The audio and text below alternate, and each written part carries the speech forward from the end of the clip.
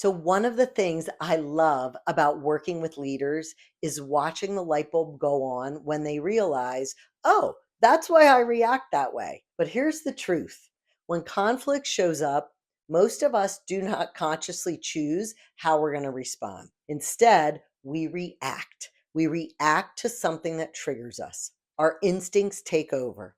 And those instincts have been shaped by years of experiences, successes, disappointments, habits, our family origin. The good news is, though, those instincts aren't wrong or bad. In fact, they have helped us along the way. The challenge is that under pressure, our strengths can become limitations. Conflict is where we see that most clearly. I found that most of us naturally lean towards one of four conflict instincts. The first is assert. If that sounds like you, you're probably thinking, let's deal with it. We value honesty. We value progress. We don't mind difficult conversations because you'd rather address the issue than let it linger. That's an incredible strength. It helps move your team forward. You create clarity. You tackle problems head on, but under pressure, being assertive can become overpowering. You stop listening because you're already thinking about your next point. You become so focused on solving the problem that people begin feeling like they're the problem. That's one instinct. The second one is someone who tends to express themselves.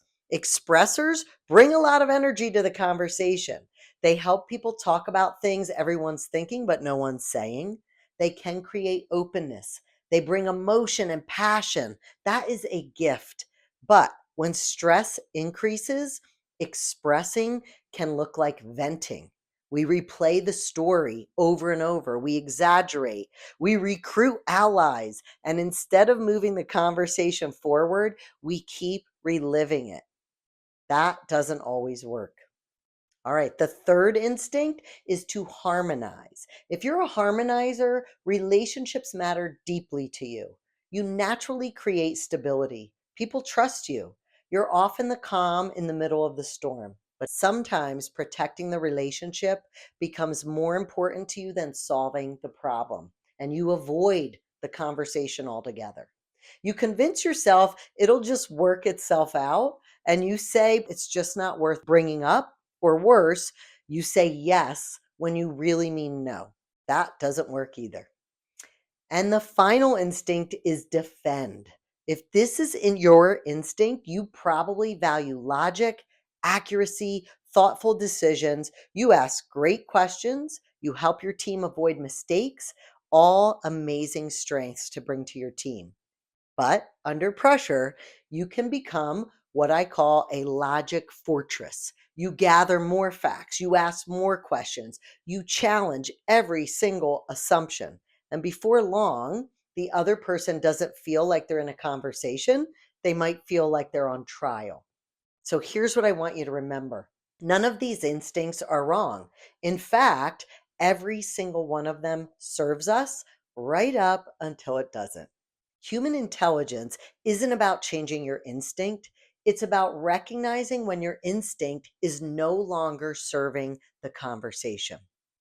One of my great coaching questions around conflict is this: what does this conversation need from me that my natural instinct is not giving? Think about it. Maybe your instinct is to assert, but the conversation needs curiosity. Maybe it's to harmonize, but the conversation needs courage. Maybe it's to defend, but the conversation needs empathy. Or maybe it's to express, but the conversation needs calm. That is human intelligence. It's recognizing your instinct without allowing it to become your only and final response. So here's my challenge for you: the next time conflict shows up, before you analyze the other person, analyze yourself and ask yourself, what instinct am I leading with? And is it helping the conversation or hurting it? That can completely change the way that you show up.